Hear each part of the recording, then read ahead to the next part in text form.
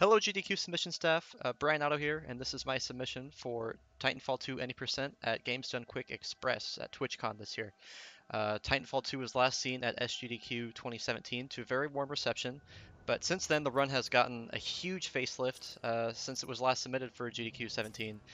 The world record has gone down by over 10 minutes at this point, so pretty excited to show you guys what we've done with it so far and hopefully get it into the event. So Titanfall 2 is a sci-fi first-person shooter set in the distant future, developed by Respawn Entertainment. They're the guys responsible for all the Call of Duties up to Modern Warfare 2 before they went and formed their own studio. It is, in my opinion, one of the most underrated and best speed games released in the last 3 or 4 years. I think it definitely stands up there with the greats like Odyssey and Breath of the Wild. So to get started here, I think one of the most important things to note would be that the game runs on a modified version of the source engine. So what that means is we have a lot of things that are present in other source runs. So we have bunny hopping, air strafing, those being the big two ones. And we have some other pretty interesting movement techniques as well. We're going to see the big one right off the bat here, and so this is called slide hopping. Slide hopping is basically bunny hopping, but you can do it while you're crouched. So when you have any amount of speed and then you hold crouch, you'll do a slide. And if you're going at a certain speed, you'll actually get a bit of a boost when you do it. And so you can just jump over and over again after you get a slide and hop, hence the slide hop. Slide hopping is a really versatile form of movement. The timing for the jump is actually pretty lenient. It's not, I wouldn't say it's frame perfect or anything like that at all. And due to the fact that you can slide for like a small, brief amount of time before jumping again, and still retain most of your speed, it allows for, it lets you traverse like tricky segments and things like that. So this is our tutorial mission. It's pretty simple. There's not a lot to note here. It's just kind of introducing us to all the mechanics of the game. We also have a wall run. We have a double jump too. We're in a simulation though, so what we're going to do here is we're going to cook a grenade, explode it in our hand, and we won't die. And if we did this at any other point in the run, just like this, it would kill us outright. But fortunately, we're inside some sort of VR simulation thing, so we're good to go. You'll notice I'm doing something it's kind of like a bunny hop off the wall. This is called a wall kick. So wall kicking is probably, aside from air strafing and everything else, probably the most important technique in this game. So wall kicking occurs when you just jump off a wall within 5 frames or less of touching it. And so actually the faster that you kick off the wall, the more speed you'll get from the wall kick. It's pretty neat. So 5 frames just gives you a small speed boost. The next threshold is 3 frames, which is the one that most really good runners are consistent with. That gives you a pretty big burst of speed. And then of course there's a first frame wall kick, which is a firstie, which just gives like an insane amount of speed. It's one of those rare things you don't get very often because it's a one frame trick. But little glitch I'm going to do here, you're calling down a Titan here, which I'll get to in a sec, but if you land on the spot that you call down the Titan, he'll get like glitched into the floor. If I can find him, there he is. Pretty cool. So yeah, I guess we can talk about Titans a bit. So hence the name Titanfall. Titans are these big, gigantic mech robots that pilots use to fight alongside with and pilot them. Pilots are like a special breed of soldiers. They go through some very, very rigorous training. They can do all of these really crazy movement abilities and combat techniques and stuff like that, and they also control Titans. And so that Titan right back there is going to be the one that we use pretty much for the entire run. We'll get to him in a bit. To give a little bit of context on the story here, you are Jack Cooper. You're just a regular grunt in the militia. You're a kind of a rebellious force that's fighting back against the IMC, or Interstellar Manufacturing Corporation. They're like a big conglomerate that goes from planet to planet and like takes all the resources and drives people out of their homes, and they're just like the big bad guys here. So we're fighting back against them. We're going toward a planet called Typhon, not to be confused with Titan. Typhon, because they have some sort of a research facility there. We want to find out what's going on. And what the militia find out is that they bit off a bit more than they can chew. The IMC are well prepared for them and super well fortified, and we end up crashing behind enemy lines. So this level in particular is called BT-7274. It opens with a very long cutscene, a couple of them actually. If you're familiar with the Super Mario Sunshine runs, you're going to be right at home here. We're going to be sitting through some cutscenes at the start of a run. So this is just kind of us giving us some context for what's going on and establishing the sort of mood of the game.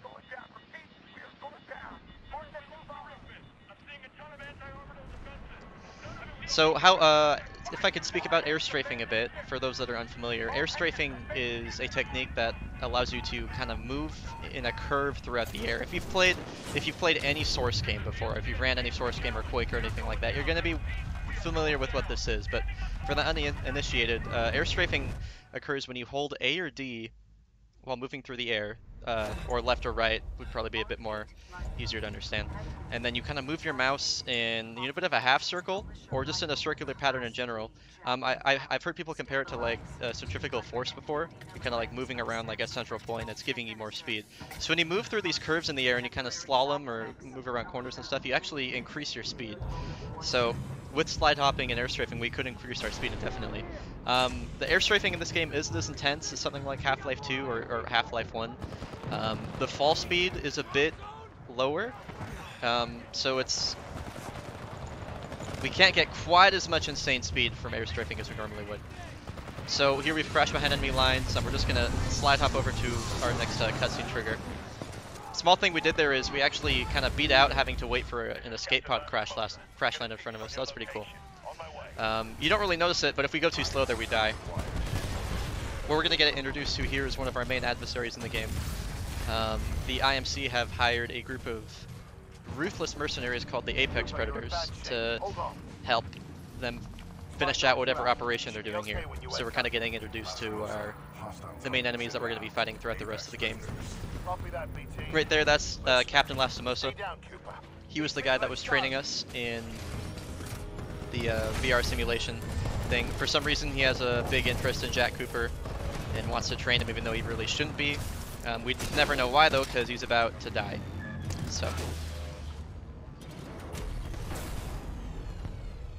So in the context of Titanfall, what's about to happen is a pretty big deal. So normally grunts like Jack Cooper never get close to ever being a pilot of a Titan. Pilots are very, they're like SEAL Team 6 times 10, in terms of kind of like their efficiency in the battlefield. And so what's going to happen is Lastimosa's going to die, and he's going to give us control of his Titan. And so within the Titanfall universe, that is a huge deal. It's something that never happens. So these are just some of our main enemies we're going to be fighting. Aside from Blisk, we never get to fight Blisk, but we do get to fight this guy, Richter, and everyone else. This level in particular, BT-7274, is one of the most difficult in the entire game. Some might argue that it is the most difficult in general. It has, you can see there's just kind of rocks and geometry everywhere. We have to be very, very careful to avoid all of this.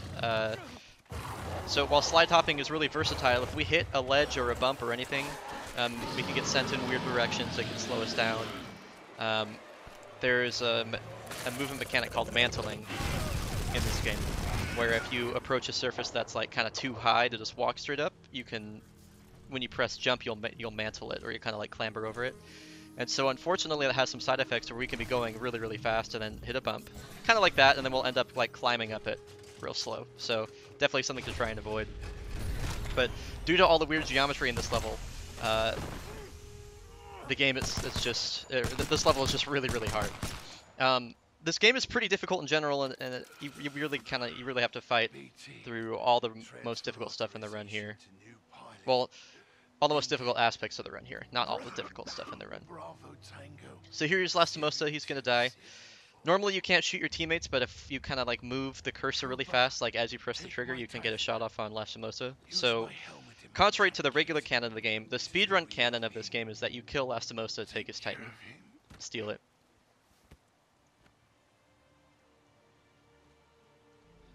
So here we go. We're gonna take all of Lastimosa's pilot gear, his jump kit, which is what allows us to wall run and double jump, and his helmet, which has a ton of software and other stuff in it that's gonna help us with our heads-up display and a few other things. So we're not gonna have access to our double jump though. We're only gonna have our single jump for this first part. So normally the game wants us to walk forward for a bit, but if we jump backwards twice, we can land on a wall and then immediately start a slide hop. This saves about 2 seconds. We're going to pick up the Eva shotgun here. The Eva shotgun is an automatic shotgun with like an insane amount of range. It does a ton of damage. Definitely the best weapon in the speedrun, aside from maybe the Spitfire. So all the movement through here is very, very precise, very difficult. This level, especially since its last showing at SGDQ, has just seen a massive facelift. Right here we take a little bit of a shortcut, skip having to run on that wall. And this route here is like really technical. 3-frame wall kick, bunny hop, wall kick. So getting that double wall kick route is something I pioneered, and I'm pretty proud of it. We skip having to walk around the interior of that room, we call it circle room. Kind of taking like an invisible staircase. This section is called Death River. And there's an example of the geometry. We hit the rock at a weird angle and it sent us kind of in a strange way. This section is called Death River just due to its sheer difficulty, especially for new runners. So how wall running works in this game is you can't wall run on the same facing surface without like a very long delay. But if you go across the wall and like it kind of has a curve to it, you can normally grab onto the wall twice in quick succession. Otherwise, you have to wait a while. Gonna chain some wall kicks here, try and kill these drones. Missed the wall kick there, that's fine. So there's a couple different sorts of slide boosts in this game. So when you meet a certain speed threshold and you hold crouch to initiate a slide, the game will actually increase your speed, but you have to be going a certain speed. And if you actually hit a slanted surface while you're holding crouch, you'll get what's called a slant boost. We're gonna go for it here. I missed it. That's okay. You have to hit that slope at a pretty precise angle. Gotta clear these enemies here. That's a pretty precise grenade throw. So BT is powered by batteries, and we need 3 of them to power him up fully. So we're retrieving a couple batteries for BT, and each time we bring a battery back to BT, we're gonna have to clear out the enemies there at the encampment. That's a skip called River Jump. It saves about 8 seconds. Skips us having to go over like on a longer route. Little frag boost here. We don't need it to cross that gap, but it does help set us up for this section here, which is called Ravine. This is one of the most difficult sections in the entire level here. We have to chain up, miss the wall kick there. We have to chain a bunch of wall kicks together. And I'm just barely getting these 5-framers. Then I have to do this 3-frame wall kick here for a big jump. I think I missed the wall kick, but I fortunately had enough speed. This is really pretty slow, but we're still getting the route down, which is fine. We're not having to adjust the route. Little precise slide hop off the debris, wall kick there. Shoot that guy so he doesn't get in our way. We made it through. So that section is pretty difficult. Got through it without too much trouble, fortunately. So coming up here, we'll be seeing another slant boost. So yeah, if you hit the slope at a right angle, it'll give you like a pretty insane burst of speed. We see him a couple times in the run. Mostly here and then maybe on a level later on. That vent is so annoying, you just have to mash space through there and hope it's nice to you. So here we go, we'll see if we get the slant boost. Got a little one. It could be faster. We're gonna chain 2 wall kicks here to kind of make up for the speed we lost. Gotta make sure to strafe around that outside part. Our location has been compromised. So these 2 grenade placements are very, very precise. If we get him... Nice. Okay, so you kind of have to... There's kind of like a leap of faith there. You have to just turn around and be facing where the install trigger is and hope that that grenade kills the guy that spawns up on top of the ridge there. So, this has been a fairly decent BT. Nothing really to write home about. Pretty average, you know, a few mistakes here and there, so... What's going to happen here is we're going to have a little bit of a cutscene, and the game is going to introduce us to the Titan mechanics in this game. This is a good time to talk about the Titan mechanics in this game. So, BT is a special class of Titan called a Vanguard, which kind of allows them to cycle through different Titan loadouts. And so throughout the game, we're going to be picking up different Titan loadouts. And think of each Titan loadout as like a different character in like League of Legends or Overwatch or something like that. Contrary to how Titans were designed in Titanfall 1, in this game they're kind of like hero Titans, where each loadout has a specific function, strengths and weaknesses, and like a set of abilities, like you would see in a MOBA. So the one we're getting introduced to at first is going to be Expedition. This guy just has a machine gun, has an Acolyte pod, which is kind of like a aim and shoot. It's like a lock-on missile system, and he has this thing, which is the vortex shield. So the vortex shield catches projectiles and shoots them back at enemies. Vortex shield catches incoming rounds and missiles. Release the button As to BT launch any explains. captured object. But if it takes hit scan bullets as opposed to projectile bullets, they do splash damage. We can clear out these huge waves of enemies here. This section is pretty random and pretty frustrating. For most long-time runners would say this is probably one of their least favorite parts. It doesn't take that long, it's just really annoying. So this section is like sort of on rails, but there are things we can do to kind of influence it to go faster.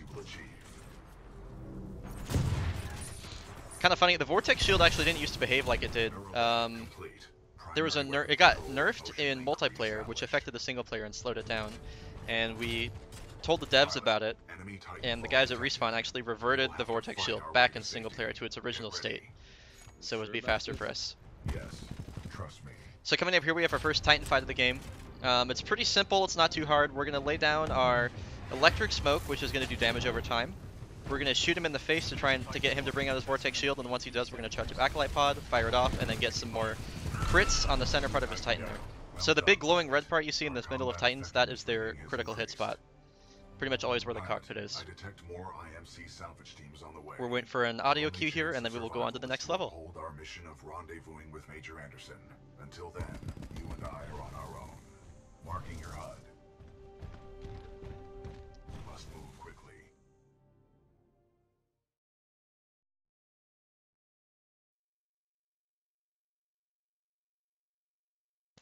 So coming up here, we have Blood and Rust, which is another insanely hard technical level. The start of this game, from a technical standpoint, is so hard. So at the beginning here, we're going to be getting introduced to how to move in Titans optimally. So as you can see there, we have kind of two little charges at the bottom of the screen that are constantly charging up.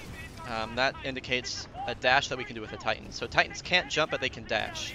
And so we want to save our dashes for when we're going around corners, because BT's kind of heavy, he'll throw his weight around and we want to counteract that. Or we want to use him when we're going off ledges, so we can stay without friction for longer, like we saw right there. That was actually a trick called Tone Slide, where we hold crouch at a precise time we can kind of slide over the top of the tone. So we picked up a new loadout here, like I was talking about with the Hero Titans. We're not going to use this till the end of the level, but that is like the first example of that right here. Coming up here, we have a trick called Disembark Jump, where if we hold jump at the right time when we leave BT, we can actually jump up to the top of this little tower here. I did it a little bit too early, so we missed it. That's fine. We only lose about a second and a half from that, so it's not a huge deal. All right, so coming up here, this is where the fun really starts for this level. So these routes you're about to see are, I can't stress like how difficult they are. This level was super heavily routed out by myself and a guy named S Deception, so shoutouts to him. Tight slide under the door there. Now this coming up here, this isn't a slant boost like I talked about before. The slide you do on this little slant here is fixed, so very nice. Chained a couple 3-frame wall kicks there. This route through here is one of the hardest sections in the whole level. We can get in. Okay, wait, looks good. Nice. And I can wall kick off the pipe here, and we're through. We got a little damage boost from the Craver as well. Projectile weapons. Crap. Projectile weapons will boost you in this game. Hit scan weapons don't, but if you get hit with the projectile, then it'll actually give you a small speed boost. Very tight section through those hallways there. Very, very hard to keep your slide hop going. Good wall kicks through here. Be cloaked to avoid getting shot at by those guys, because they all have projectile weapons, and if you shoot with them, they will die. This section right here can be a little bit random. Generally speaking, this game lacks any real significant RNG, but there is some RNG with the enemy movements here, which we're fortunately avoiding for now. This is a tight corner. Those guys can block us sometimes. Cool. Alright. So we've made it through most of the hard stuff here. So coming up, we have the first really big skip in the game, and this is called Sludge Skip. There's a lot of other technical stuff going on, but I want to talk about this skip. So right now, as soon as this dialogue box comes up, we're going to be manipulating BT's dialogue to get him to stand in a certain spot. So if you actually see, you can see BT, he's kind of like behind this window back here. We want him to stay there. And so we need him to say a certain dialogue option as we're kind of like doing this skip, otherwise the game soft locks. So we have to come up here and press this button. And right when we do, we're going to use the next dialogue option. And so right before we get to BT, he's going to say, marking your head. And if we get in him, we want to get in him right after he says marking your head. Which we did. If we get in him Basically, if we take too long to get there, he'll kind of like run away from the edge of the fence, but if we get there too early before he says marking your head, the game will crash to the main menu. So that skips a huge a huge fight, just like waves and waves and waves of enemies. Versus the casual intended route in this game, it probably saves like upwards of 5 or 6 minutes. It's huge. So this is our first boss fight of the game. This is the Apex Predator Kane. The loadout he uses for his Titan is called Scorch. He's going to put up a flame shield, which is going to block out all incoming damage. We kind of want to play around that. We could kind of bait out his flame shields and stuff. So we're going to switch to Tone, and every time you shoot with Tone, you gain a partial missile lock. So we're going to gain 2 partial missile locks and use both of the missile barrages to kill this guy. Now what we're going to see here is I'm going to swap between loadouts really fast. So that's actually faster than reloading. So I swapped to a different Titan loadout, and then swapped back to the one I was using previously, and it's faster than reloading the Toad weapon there by about half a second. I think it's a little more than half a second when you do it that fast. Those are perfect. So Well done, pilot. Kane's helmet swap reloading isn't faster with every Titan, since every Titan has a different reload speed, but Tone's reload speed in particular is really, really slow. So it helps out. And that was Blood and Rust, much shorter than BT, fortunately for us. Mainly because we're not waiting through a bunch of cutscenes and stuff. We do have some dialogue we have to wait through here, but that's fine. Definitely the main drawback about this game is the amount of waiting and dialogue and cutscenes you have to sit through. It does make it great for a marathon setting because there's a lot of time for donations in these particular spots. But we actually have a category that we run called Fast 90%, which we use pre-made quick saves to skip all of the cutscenes and waiting, because normally they're unskippable. So, and that cuts out about 25 minutes from the run. Anyway, that was Blood and Rust. A really solid run so far, honestly. Pretty satisfied with how this is going. Coming up here, we have our first mission that's split into 3 different chapters. This is Into the Abyss. We're going into a giant, kind of like assembly line, more or less is what's happening here. And this level is extremely Titan movement focused. So the pathway through here is very optimized. Each boost we do is super calculated. We're going to be getting our next Titan loadout up here called Scorch. Scorch is one of the highest DPS loadouts in the run. We'll be using it later on. I'm hitting some weird geometry here. BT's like, he's really big.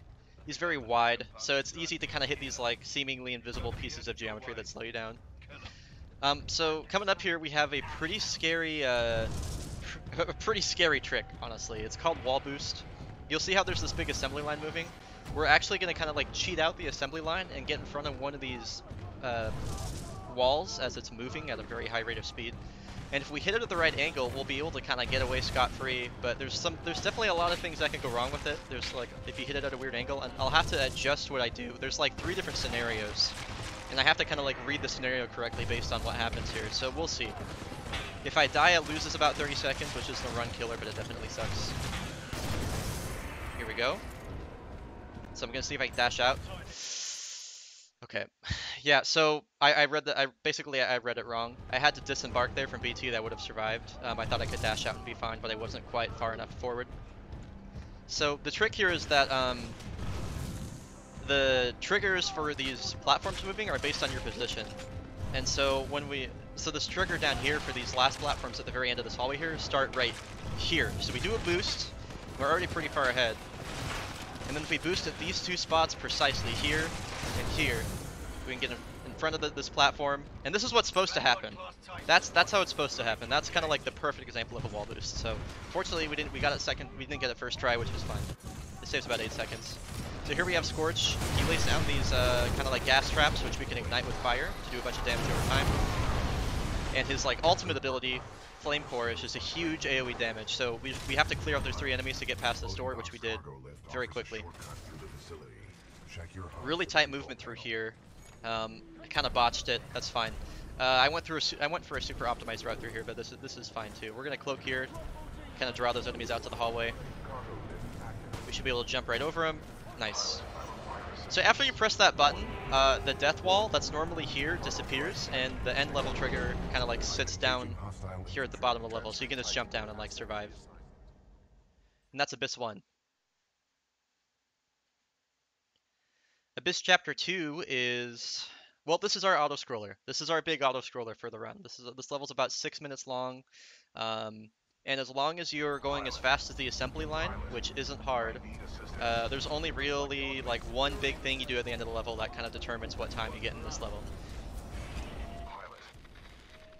That said, this level is just like a complete movement playground. You can see it's just blisteringly fast. It's really too bad because this level is so fun to play, but it's just a huge auto-scroller. There's just so many cool movement things you can do here. It's really fun. Definitely a fun level to mess around with casually. There's how momentum works in this game is pretty interesting. We're gonna we'll talk about that a bit here.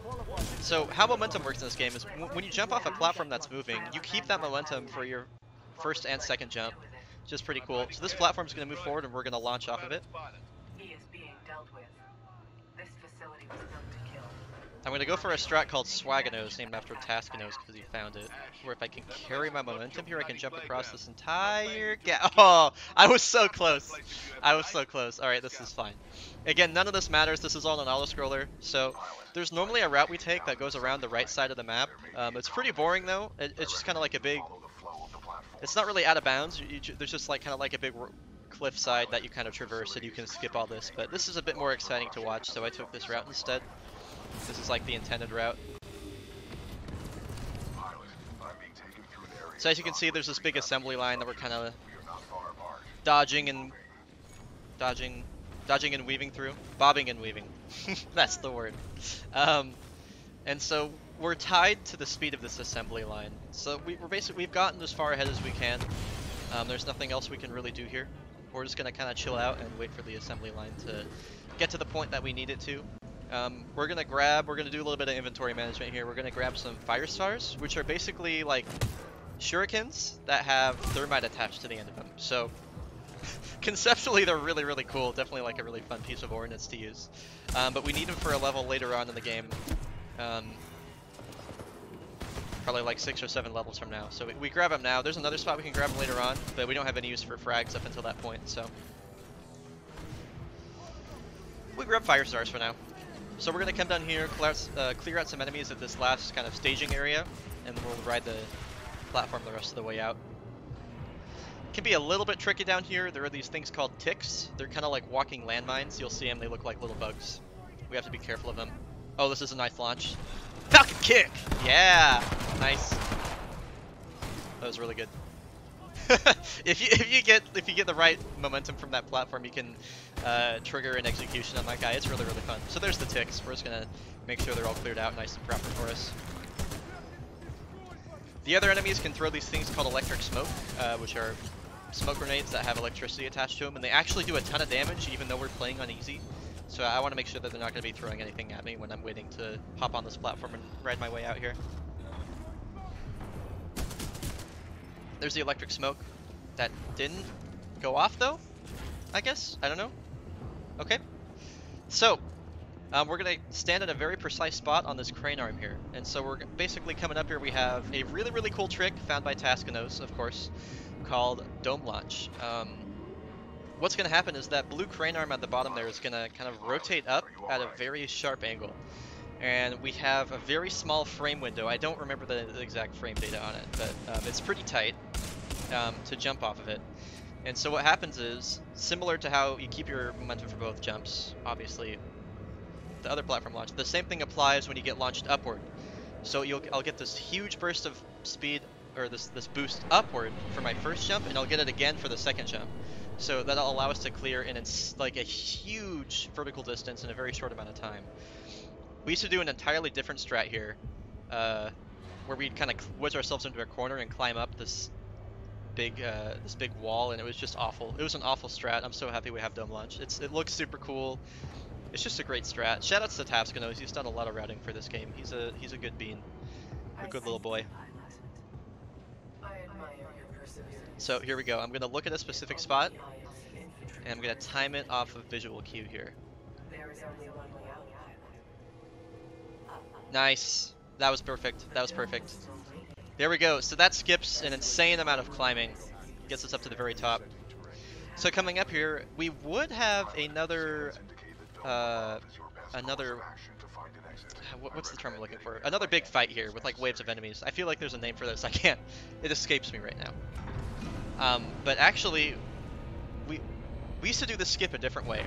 And then one of the devs saw our submission for SGDQ last year and was like, hey, just so you know, you can do the skip in a different way. He didn't tell us how, but he gave us clues. And so we found out that there's this big hole in the wall right here. You can just crouch through it. There's actually a couple holes in this wall. You just crouch through it and you're out of bounds. So what we're going to do is we're going to go stand at a certain point at the end of the level here. And what's going to happen is eventually after this assembly line thing gets done putting everything into place, the screen's gonna go black and we're gonna get teleported to an alternate geo. And when that happens, we're actually gonna spawn, or not spawn, we're gonna like appear right over the trigger to end the level. So it's pretty cool. What I'm doing here is I'm trying to, after the screen goes black, I'm gonna try and double jump because the floor underneath me is gonna like disappear. And so if I can time the fall, so I'm falling like right as the floor is disappearing, it saves like less than half a second, saves like a third of a second, you know, so. Anyway, this has been Abyss 2. Glad it's over. I didn't quite get it, I can tell by the cursor there, but that's okay.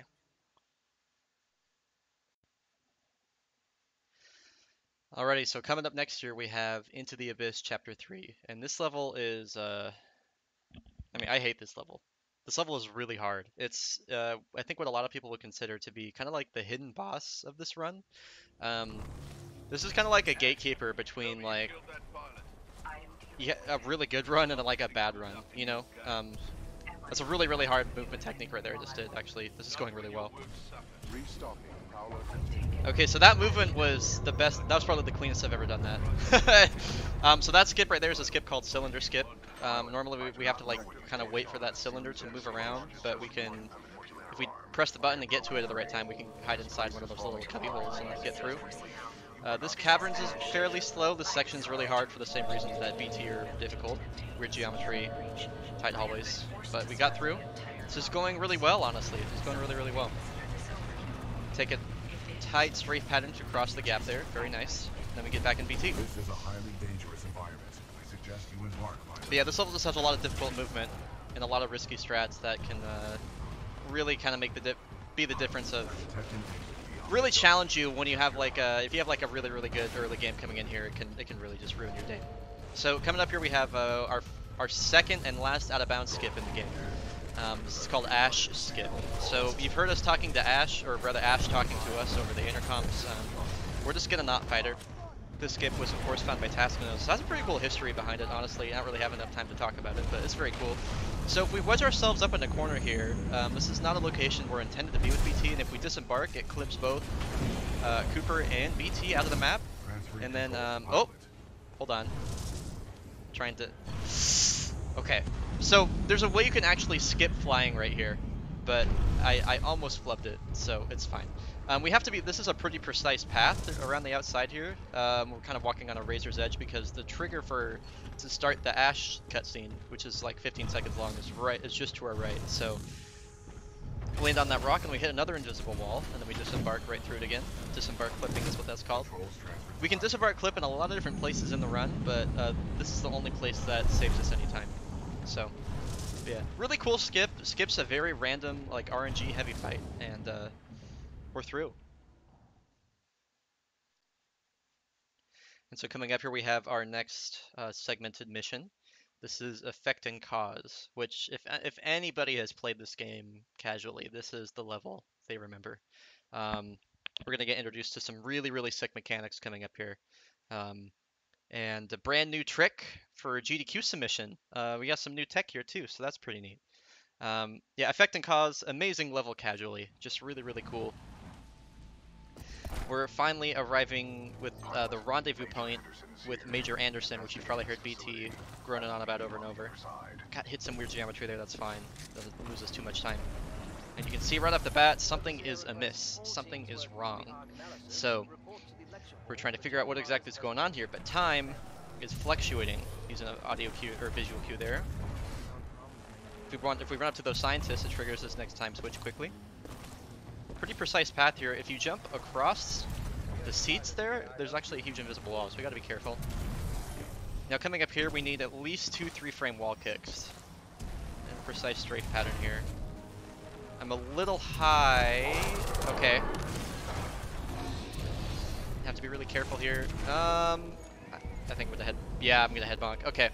That's really, really difficult there. That's too bad. This would have been really good, but made a small mistake. That's fine. Anyway, this was still pretty fast.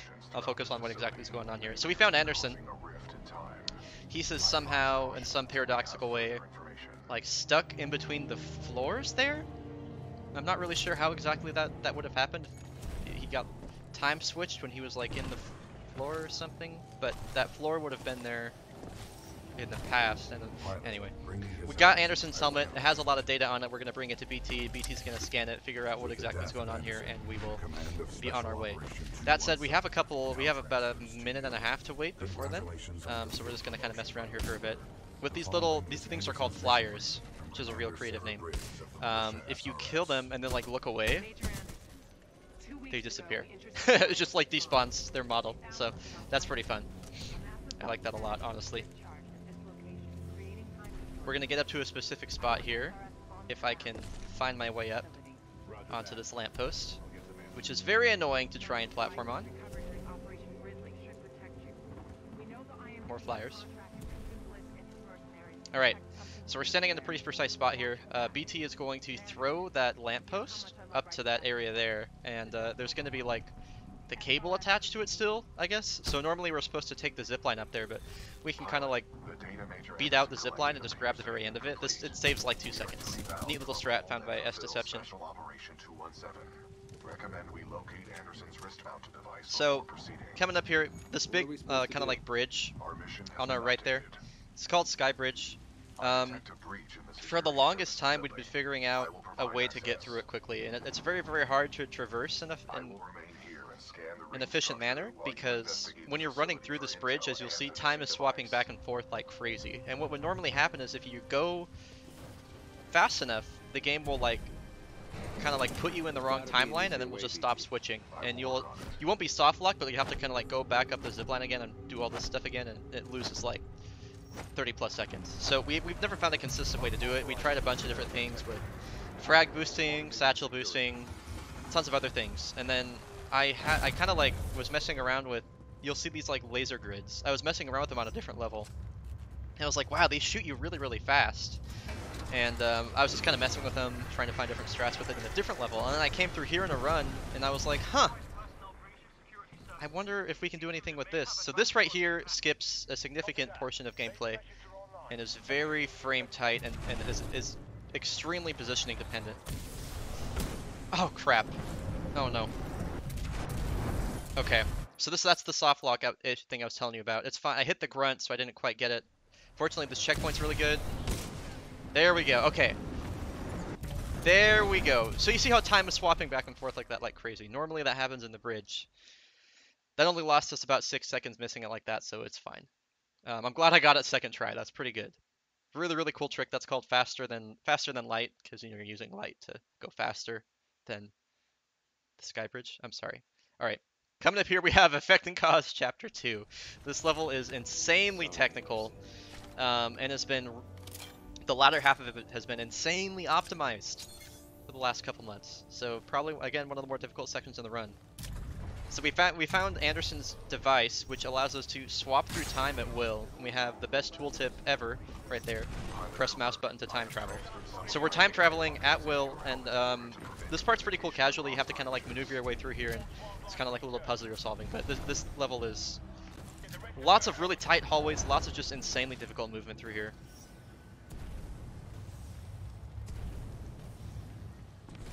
Nice. Coming up here, we have elevator. Whenever an enemy has a scripted movement through a door, we can clip right through them just like that. Very good elevator, almost perfect. All right, this was really, really good. So Anderson has some sort of like data log playback that we're watching here. He's talking about what the IMC are doing at this research facility, and we're kind of learning that they're developing a weapon that can fold space and time, which might have something to do with the time fluctuations that are going on here. So we have a small little section here in this hallway where we get to see a nice T-pose right there, and then we'll be on to the next section here. So here's the second Anderson room. Last time we have to wait for him to Babylon. We normally have frag grenades here in fast 70%, and we have a pretty sick frag boost, but I'm just going to basically do the exact same route without the frag boost. We have a nice lineup for it, and we use an audio cue as well. So we're discovering that the fold weapon is powered by something called the arc, and we're just learning about what the IMC is doing right now. It's plot right now, okay? Anderson out. Here we go. Hop through the door as it closes. Alright, here we go. So this is one of the most difficult sections in the entire game. Grab storage here. Really tight jump. Okay, I landed a little bit low, so we're gonna have to readjust here. That's fine. Got a slide boost instantly. Alright, here comes Hell Room.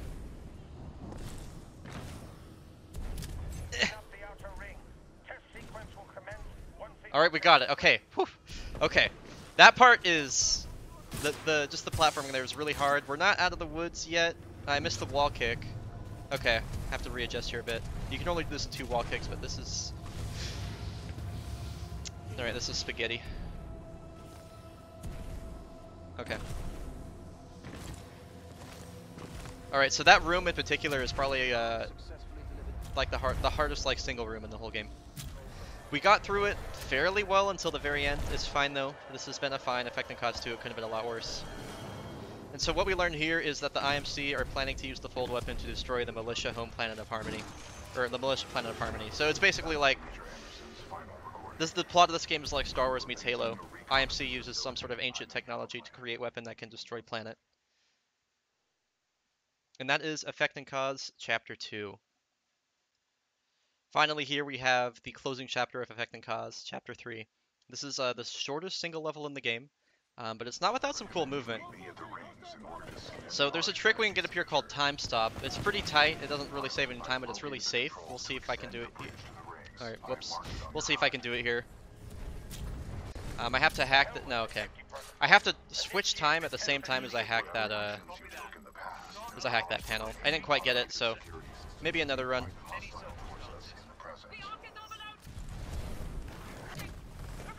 We'll make our way to the bridge here. So coming up here, we have a trick that used to be only used in ILs, just due to its sheer difficulty, and because the game has been getting pushed so far, I've started using it in runs, just because it does save about 2 seconds here.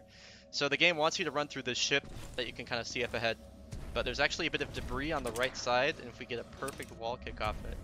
Woo! Hell yeah! Alright, that was really good. That's about as good as it gets. That's an excellent ship skip.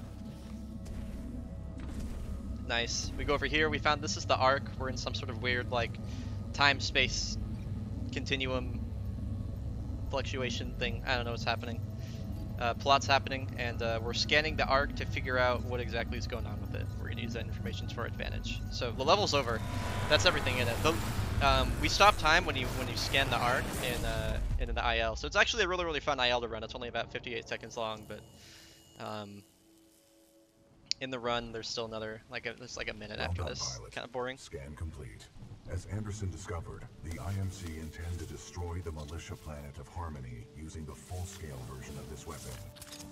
Unfortunately, we don't get to use that time switch thing anywhere else in the run, naturally. Whatever happened there shorted it out, so. Coming up now, we have everybody's least favorite level to run. This is the Beacon Chapter 1. The Beacon is, again, another mission split into 3 parts. That's actually home to some of the coolest stuff in the entire game, but the Beacon Chapter 1 is awful. It's just terrible.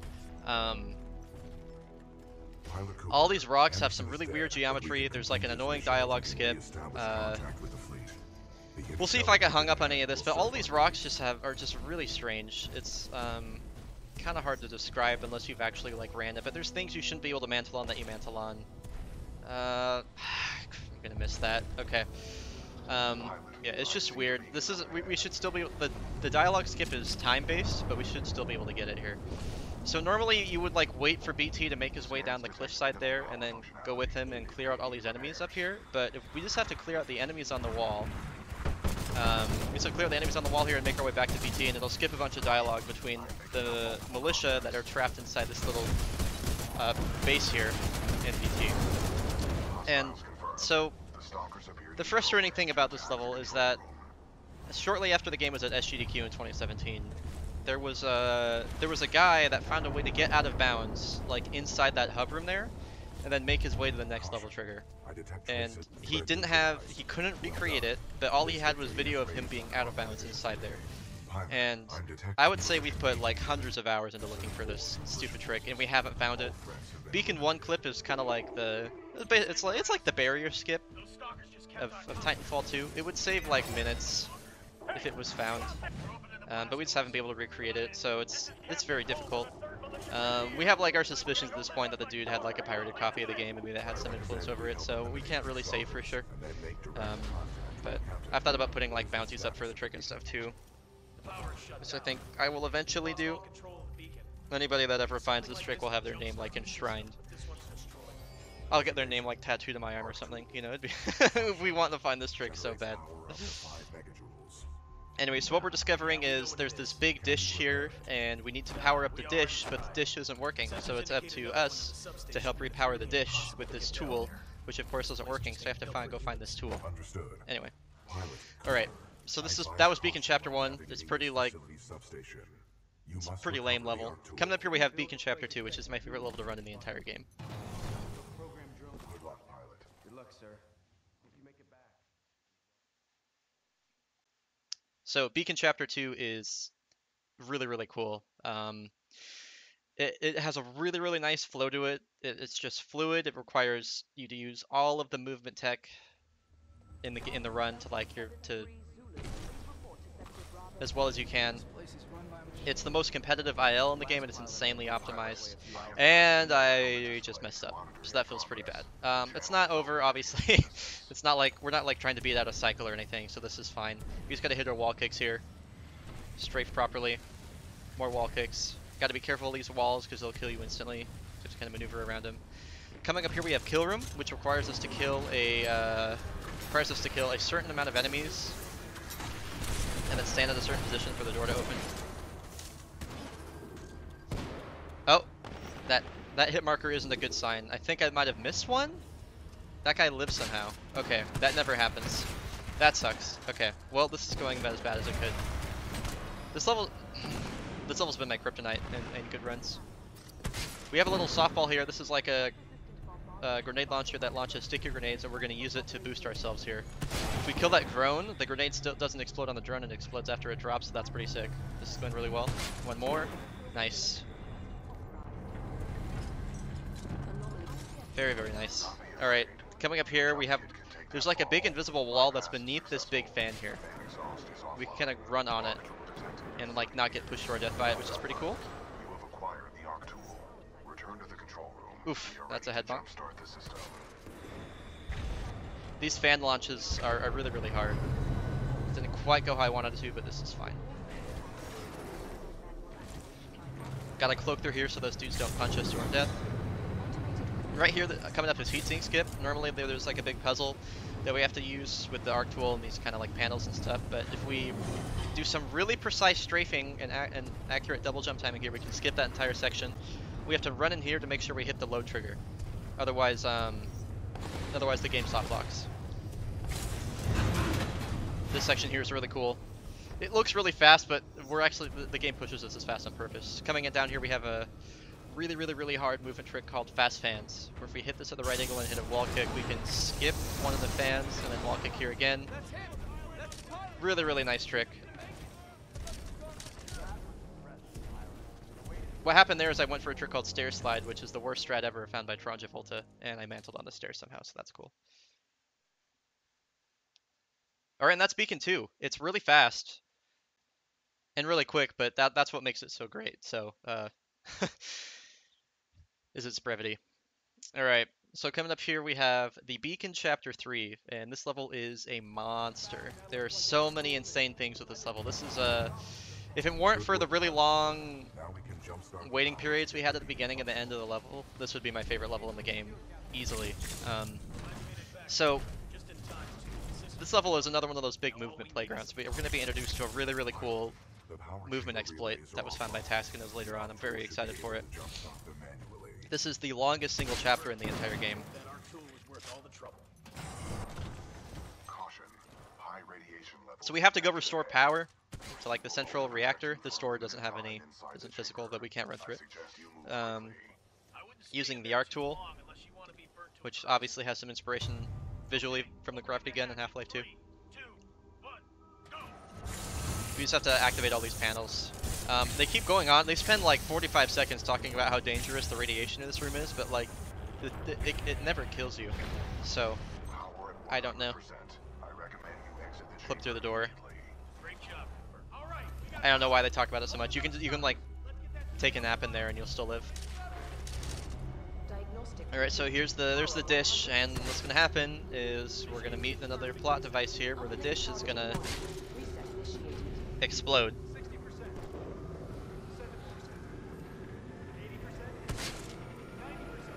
I'm trying to stay hydrated so I don't get a bunch of voice cracks like last year at GDQ when I did commentary.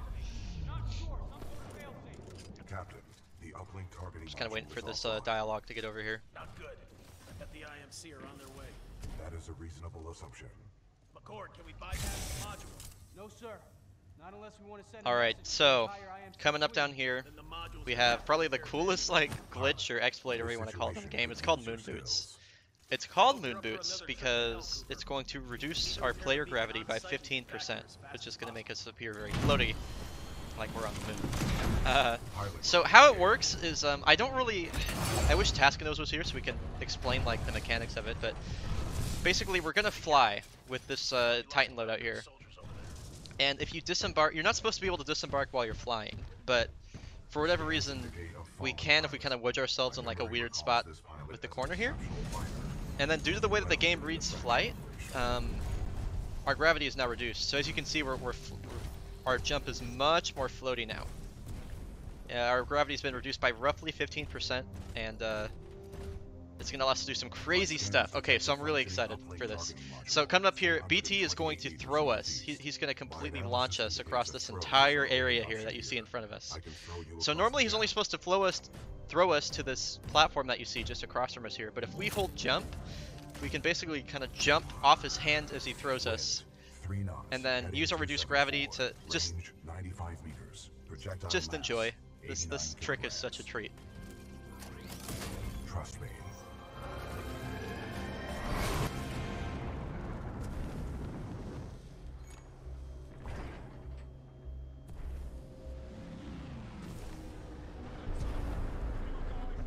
IMC dropships headed to your location. Hell yeah, we got it. Okay, cool, we nailed it. Woo! Oh man, I was very nervous. Alright.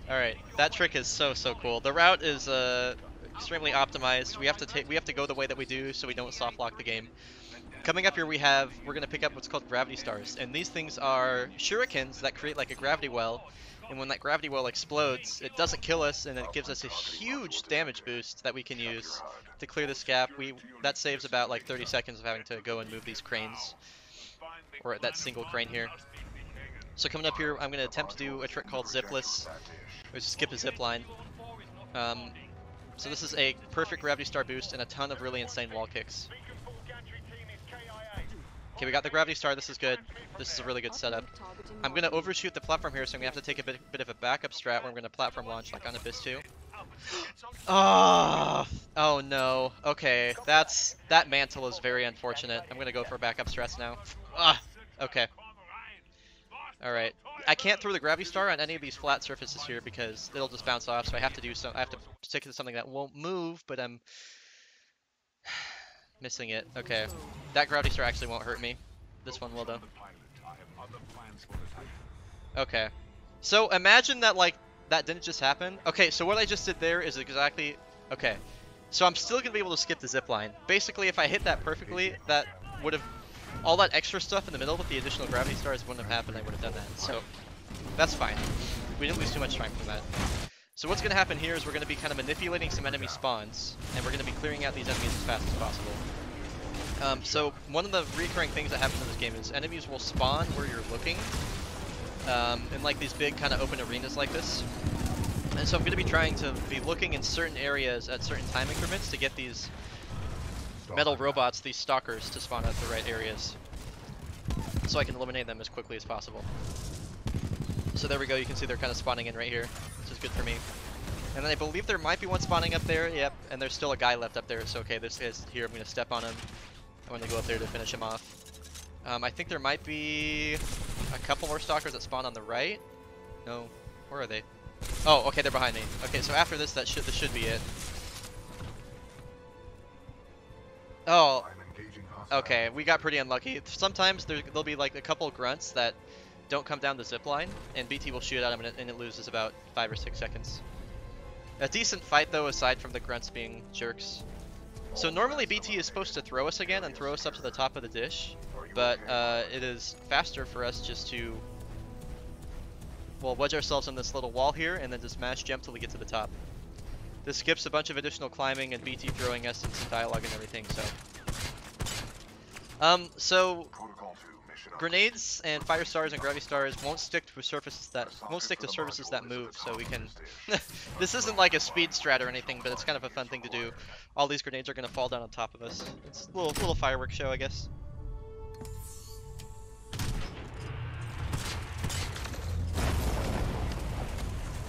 There's actually a really cool glitch you can do here where you can get BT stuck in a spot and he'll be like entirely invisible for this. Maybe he'll do that. Maybe that'd be a good incentive to show off or something.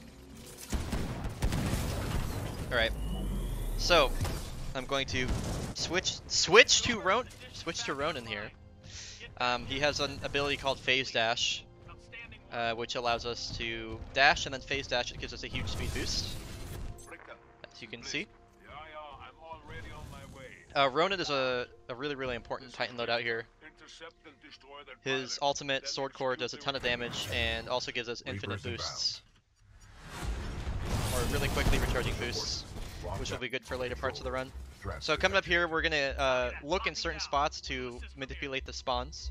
We're trying to clear out these waves of enemies as quickly as possible because we're gonna be fighting Richter. He's the next boss fight coming up here. This is going okay. I got a little unfortunate with the rockets there. Okay. So now, once again, we're going to look in a certain spot to force these Titans to spawn in a specific area.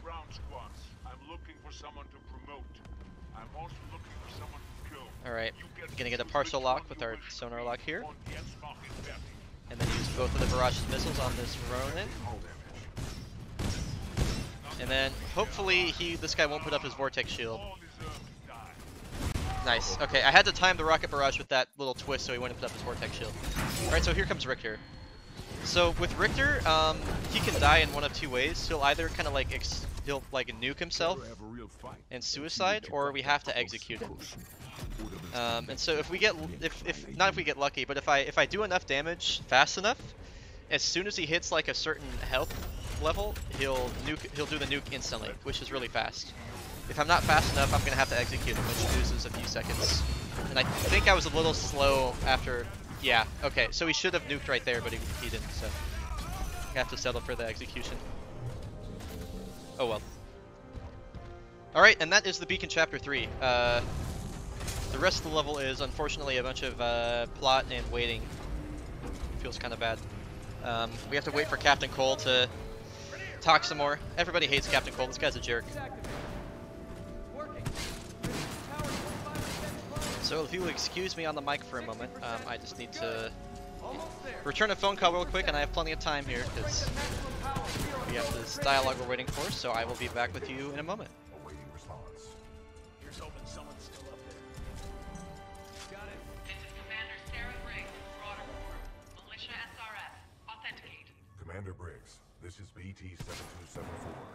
Protocol 2, uphold the mission. Report intel to the fleet attached to the SRS unit. Solid copy. Good to hear you guys are still down there. Receiving your data now.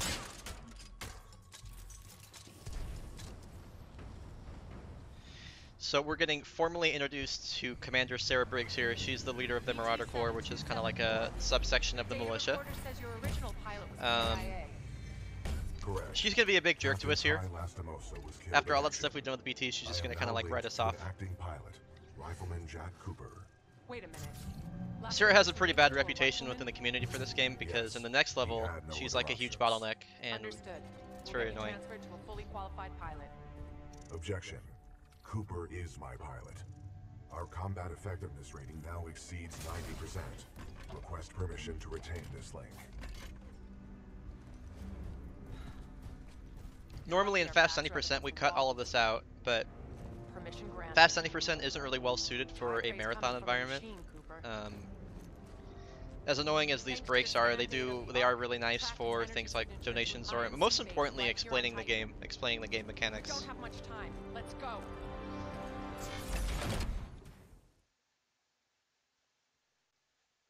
So a fairly decent Beacon Chapter 3 aside from the mistakes with the second gravity star there. If I was doing like a world record attempt, that would have killed my run, but still in pretty good pace for a marathon run, honestly. So coming up here we have Trial by Fire, and this level is the only one of its kind in the game. This is the only level where you're in a Titan for the entire thing. It's very combat based. There's a little bit of spawn manipulation. There's a lot of combat optimization, and most of all, this is like an escort mission for Sarah. So this level is just really difficult. It's hard. So we'll see what we can do here. I believe internally this level was referred to as T-Day, as in like Titan D-Day. That's pretty neat.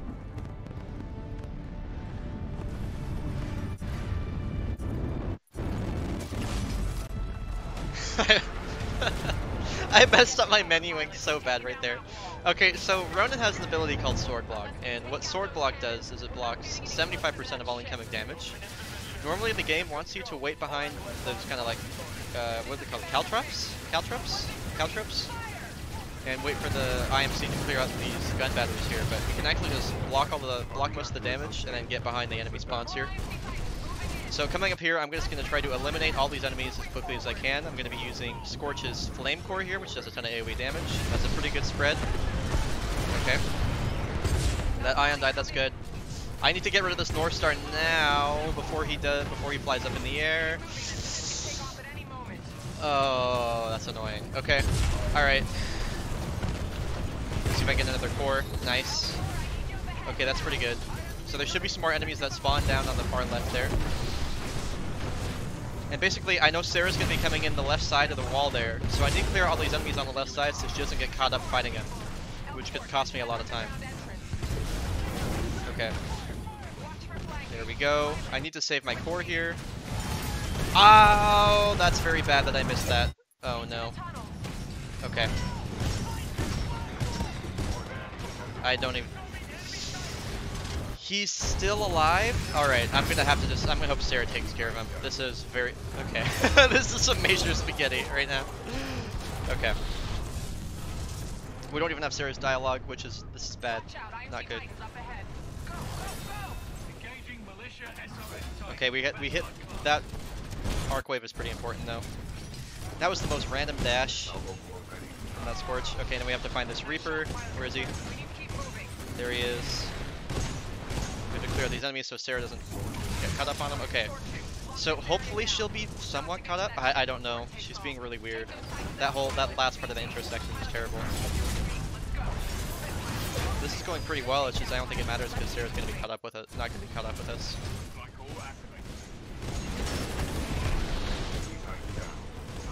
Okay, where is she?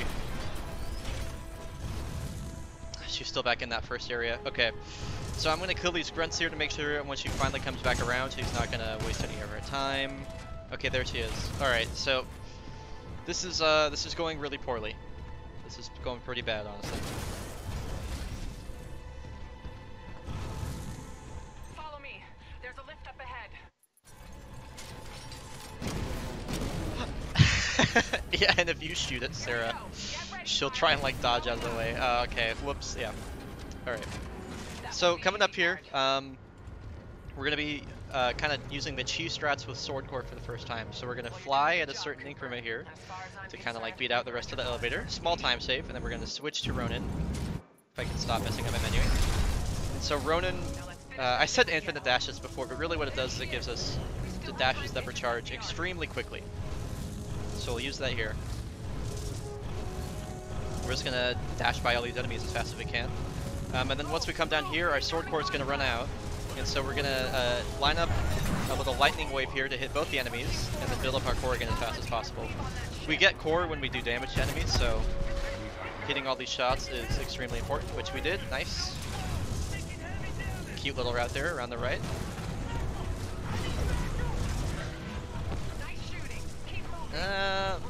These guys kind of got in their way. Oh well.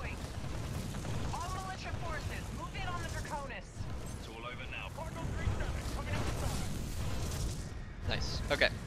If we get lucky, we'll get shot by that brute there, but or that North Star. I don't think we will.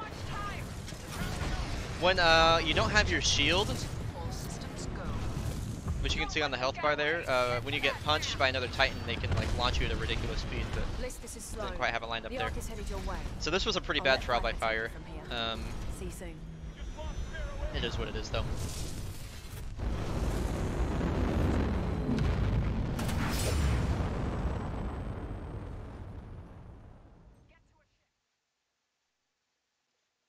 Alrighty, and here we go with the Ark. This level is it's a level. It's a level that exists inside Titanfall 2. This level is insane. Okay, I keep saying this about every level, but this level is really, really hard. I think at this point in Titanfall 2, at the high end like this, just every level is tough.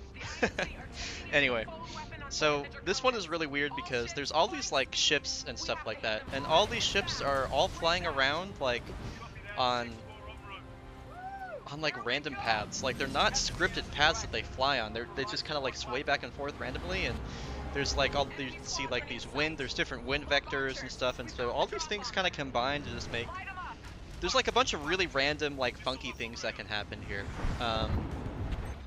And so coming up we have a extremely scary tough skip called Barker's Skip. We're going to be jumping from Barker's ship onto another ship, and we have to get a near perfect frag boost to give ourselves a good chance. When we get like a good frag boost, it pretty much takes all the randomness out of the skip, but if we kind of like miss the frag boost at all, then like we're kind of like just hand ourselves over to RNG. So we have to get like a good frag boost to mitigate any of the randomness that might occur. Even if we do get like a perfect frag boost, there's still about like a 2%, there's like a 1 in 50 chance that we don't get the skip. So that said, it's just really hard. It comes at the very end of the game. Every time you mess it up, it costs you about 15 seconds. And then after that we have 6-4 skip, which is dependent on another ship's positioning. And we kind of have to play that by ear as well. So I'm not gonna say like it's like super random, but there's definitely like a little bit of improv that you have to do. It's not quite something I'd be willing to blame on RNG or anything like that. So you have to get really, really unlucky here for like you not to be able to do anything about it. So here we go. Was decent. Woof. Okay, we're on it. We're on it. Okay, so I'm running around the ship here because the level might kill us. There we go. Ooh. No, this is gonna work, I think, right? Yes. Oh, that was spooky. Okay, so there's like if you played Halo 1, you're probably familiar with like a fall timer, where like if you're falling for a certain amount of time, the game will just automatically kill you. For whatever reason, that mechanic is present on this level. So there's like some weird things that can happen, like when we land on the ship there. Okay. Some really difficult movement up here. The game's telling us to clear out all 3 of these gun batteries here, but we actually only have to clear out the last one. So we'll start cooking a frag here, throw it, and one-shot both of these guys with this weapon. And if I can get around this guy's shield... if you jump enough, you can normally skip the stagger there, but I missed it. Oh, his shield rotated too. This is annoying. Okay. Alright, so now it's going to despawn the rest of the enemies, and we'll be good to go for the next section here. I'm going to throw away 2 frags because I'm going to use 2 frags coming up here, and then I want to pick up a different kind of grenade type. So normally you have to wait for Sarah to like fly up here, then you run on her ship and everything. But if you run off the pipe at a specific time here, you can actually jump on top of her ship, and it saves a few seconds. We used to do this a different way, but if you jump from the top of that pipe specifically, you get a checkpoint right before the jump. So if you die, it doesn't lose you too much time. Whereas before, it would cost you like upwards of 30 seconds. So, all right. So coming up here, this is room clear. This is a really optimized fight. I'm gonna clear out all the sets of enemies that the 6-4 behind us, those our allies, aren't gonna clear out themselves. So I'm gonna come up here to where these 3 shielded dudes are gonna spawn in and place down fire stars where they spawn. Perfect. They're very nice. Okay, there's another 4 set enemies that come up the stairs here. I have to eliminate immediately. Then we're gonna make our way up the stairs here to kill these last set of enemies that spawn in here. Some weird stuff going on with how the ship is rotating. That's unlucky. The fact that the stalker just landed like that. Okay, we're out of ammo. That sucks. All right. Oh well. That was like a decent room clear. That was above average. I'm not too upset about that. It's possible that that gates right there can get a little bit caught up, not doing the right thing, but it looks like we're okay. So coming up here, we have your typical breach and clear segment that you see in like every military first-person shooter nowadays. Fun fact, the models for the charges there are the same thing they use for the tether traps that the North Star loadout has. So that's pretty funny. So we don't really have to kill anyone, they'll just do that themselves. So we'll come up here, we're gonna use our knife to stab it, to stab this thing and then hack it, and that's gonna allow us to control it. So I don't really know. It works. We have to be kind of careful with how we pilot the ship behind the Draconis. I'm not really sure why it's like so important for us to set ourselves up like this, but if you like do this the wrong way, it's possible that the game just kind of like kills you right there. I think what happens is like the ship, when it descends, the game kind of reads you as falling, and then it can just kill you. We gotta stand away from the window here because we did Barker skip. The game would just like crash to menu if we were standing next to the window. Okay, so this is Viper fight. And here's Viper. He's like, in my opinion, he's like a good anime villain. He's just the right blend of edgy and cool. And this fight is pretty skill intensive and really hard. So we're gonna get a barrage of missiles off here, and then we're gonna switch to tone. And what I want to do is do that same thing you've been seeing with the tone, where we get 2 missile locks and then use 1 barrage on 1 Titan, which we did. That's pretty good. Okay, he's running down, so I'm just gonna punch him. Nice. Okay, there we go. I'm trying to bait out his flame shield. There we go. Flame core, that's fine. I'm just gonna let myself double flame core. Okay, we got a cheater over here. He's not supposed to be able to do that. All right, so here we go with Viper. Gotta shoot his tether trap so you don't get cut up on him. Right now we're gonna switch. If we do this right, we can 3-shot him. Oh, okay, I missed the first swipe. The first swipe, that's fine. Oh, we got really lucky because he stayed in one place there. All right, so decent Viper fight. All right. This is BT-7274. That was I'm fairly satisfied with that. A little bit of flubs, but all in all pretty good. So BT's gonna try and fastball us to the ship over there, which is where the power source for the Ark is contained. But then, what's a twist? Viper is here. While the game allows you to shoot right here, you can't actually do any damage to Viper, so this part's all scripted. And this fight up here in particular is just really well choreographed. I enjoy this quite a lot.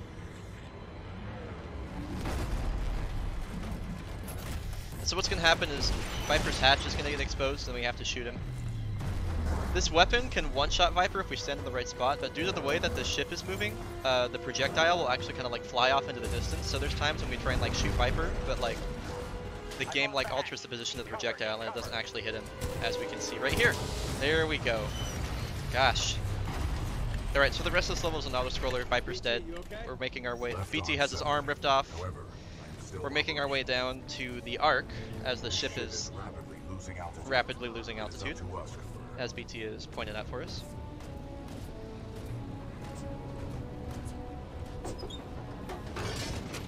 Oh, I need to run down this hole here. Whoops. I've lost a little bit of time there because I was kind of spacing out. We are approaching the Ark's containment unit.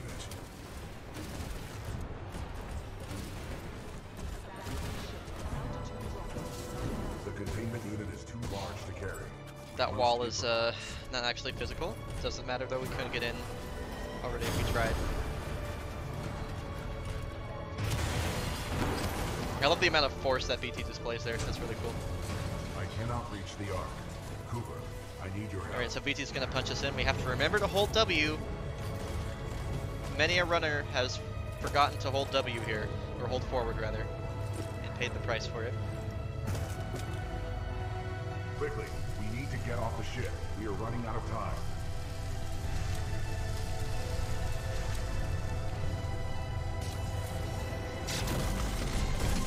This way, Cooper.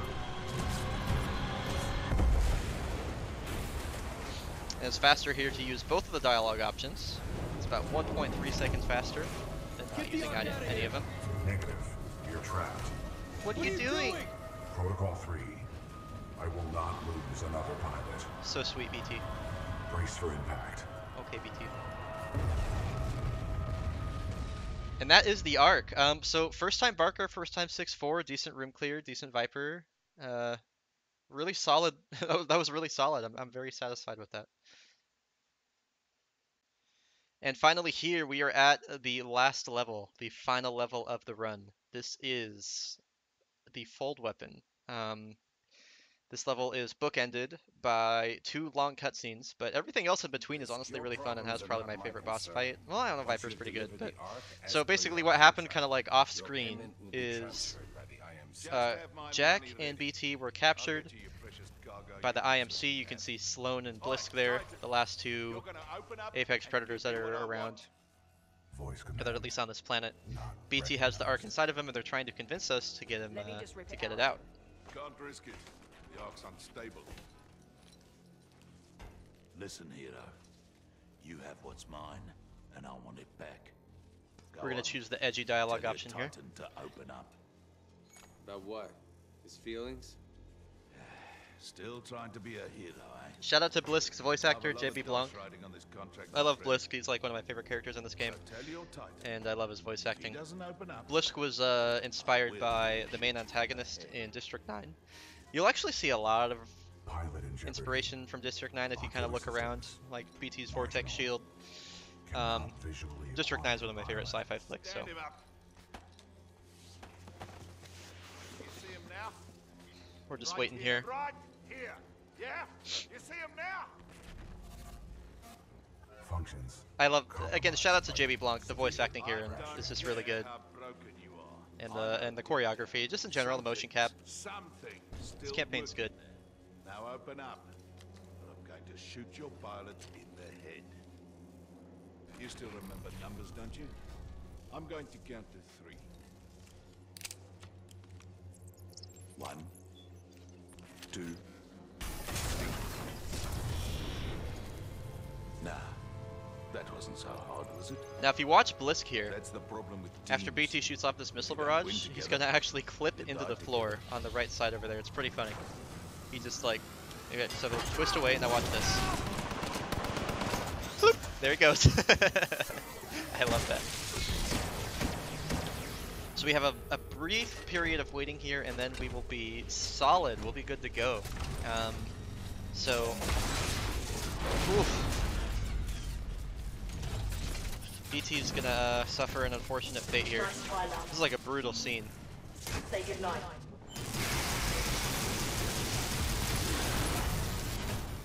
Alright, get the Ark out of here! We're running out of time! So as we wake up here, we normally have to wait a brief while before BT will talk to us. But actually, shoutouts to Jetsa.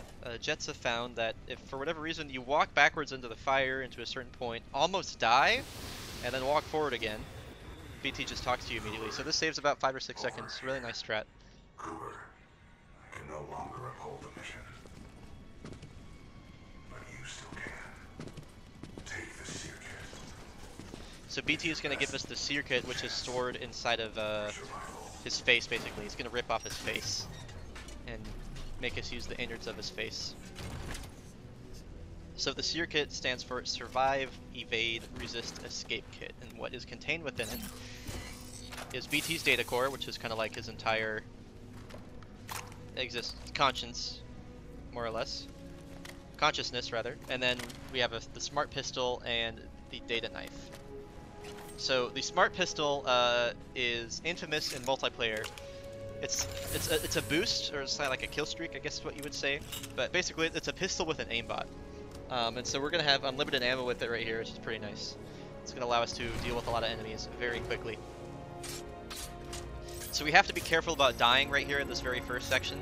Some really tight movement, some really fun wall kicks, but if we die, we actually have to watch the whole cutscene again. I have a safety save stuff, of course, in case that happens. But for whatever reason, if you die in this section going this fast, the game just like won't give you your double jump again, and you just kind of die. Okay, so that was about as good as it gets right there. That was really solid. Yeah, this movement through here is really fun.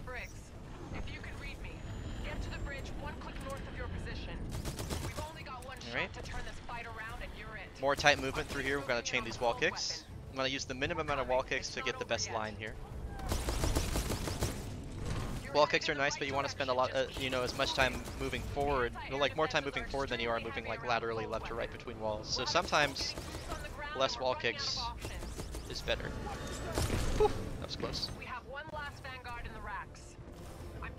Cute little route here. We're going to go over the top of this building.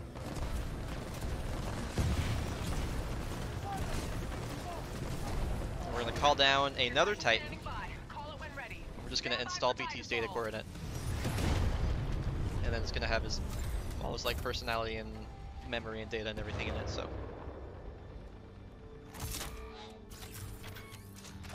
And so normally the game wants you to sit through some dialogue here before you get back in BT, but if you just walk around behind him, you get to skip all that dialogue and get in him really fast. Oop. Okay, so we're going to build up core again really quickly. And then we're going to do some more sword core cheese. And coming up here, after we do the sword core cheese, is a massive skip, actually. It's not going to look like much, but it was a huge deal when it was found. That's one of the nice parts about this game, is the longer it's existed, like the less RNG there's been, because we just keep finding skips that completely like rid it of the RNG. So there's a big door that waits down here. Normally we have to like clear out all the enemies in this area over here, and then like wait for more enemies to come through the door, and then kill those enemies, and then the door opens. But for whatever reason, shoutouts to Enderon and an Angry Albino for finding this, I believe. If you disembark and then like kind of hop in this middle section of the door here, it just opens, and you can continue on. It's a little risky because sometimes the Titans back there can shoot you, but we're doing fine here. We have to shoot all these enemies. You're supposed to be walking through here with BT, so we have to shoot all those enemies down here because they all have rocket launchers, and they can kill us. And we got a massive damage boost there. That was pretty sick. Kind of missed the wall. I missed the wall kick, so I could have made that a lot better than it was. Powering up targeting responders. So you have to make sure that BT is there. Okay, so BT's there, that's good. Sometimes you can get caught up finding the enemies back there, and the game will crash to menu here. But fortunately, we're good to go. That time they do something. Alright, so here's our final fight of the game. It's split into 3 phases. We're going to be fighting Sloane. We have to do a certain amount of damage to her in each phase, and then she drops some enemies for us to fight, and then we do that about 3 times in a row. Sloane is really scary because she actually does a ton of damage. Her laser core, her like ultimate ability, is just like completely melts us, and she can use it back to back, so it's really scary. So we're gonna try and get these guys in our flame core here. Oh, okay, and the tone dashed away. That's a little bit unlucky. That's not going to cost us a ton of time. It's fine. So again, we're using the spawn manipulation. We're looking in a certain spot and forcing Sloane to spawn here. Which is I think she blocked our flame trap with the vortex shield, which is fine. That was a little bit scary. That could have been very bad for us, but it's cool. She's going to drop in 3 Reapers here. Each Reaper is 3 tone shots and then a missile barrage. And then we're going to go into the final phase here. Where is she? She's around the corner. Yeah, there she is. Okay, she spawned in a weird spot. It doesn't happen. Alright, so here we go. That's it. That went really, really well. That was an excellent Sloane fight. That final phase was really good too. If you can get her to get an early laser core like that and stand in one spot, it's very beneficial for putting down a flame trap and just melting her. So here we are. This is the final cutscene of the game. Basically, as soon as you pull off that injector assembly, you can. It's basically like 3 minutes till the run is over. Ocular systems restored. My analysis is pro. Hostile Titan detected. So here's a nice little moment between you and Blisk here. It's your lucky day, hero. I'm not going to kill you. I don't work for free. Blisk is great, man. He's just like, You don't get to it's not kill in his me. contract to kill you. So he's like, yo, you're a good fighter. I respect you. Yeah, You should come work for earned me. this, eh? Listen, that Vanguard class Titan is still in there. But he's just Not like, my he's just problem, like, hey Ark. man, I did my job. Could've put it The in arc my is contract. inside the I've fold got other weapon and it's people with functioning. money So to see. What are you doing? another good time to remember to hold W here. Very important to hold W because BT needs auxiliary assistance. And if you're not holding W, the game it'll just be like game over. You won't get to the fold weapon in time.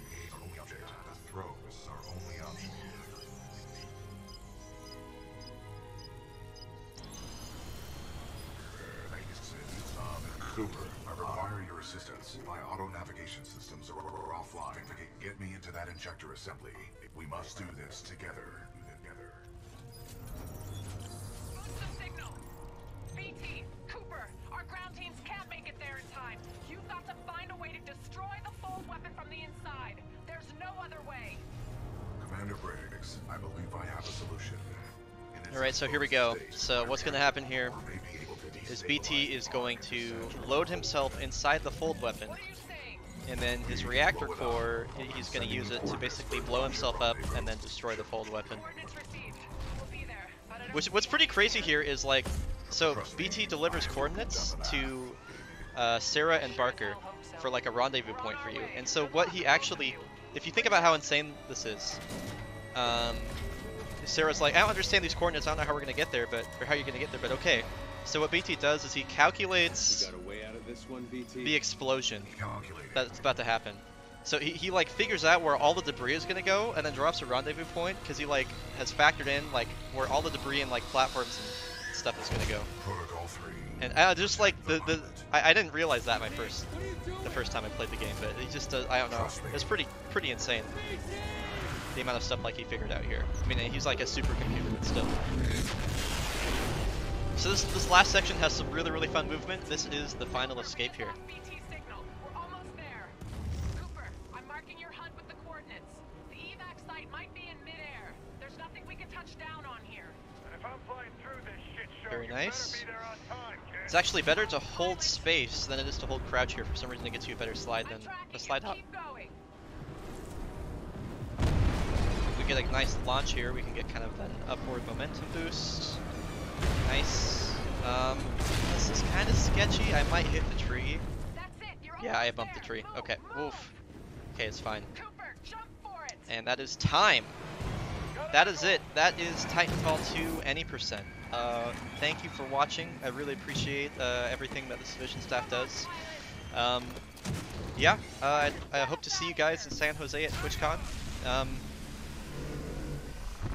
If not, you'll see my submission again for GDQx 2019. Thank you guys so much for watching.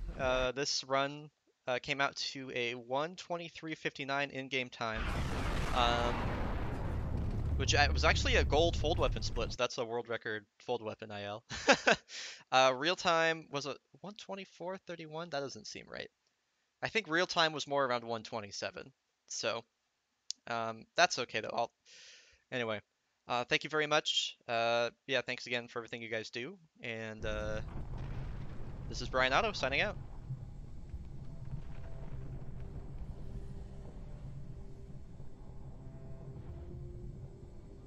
Pilot Cooper.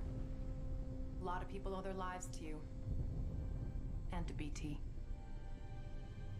Barker, set a course for Harmony. Take us.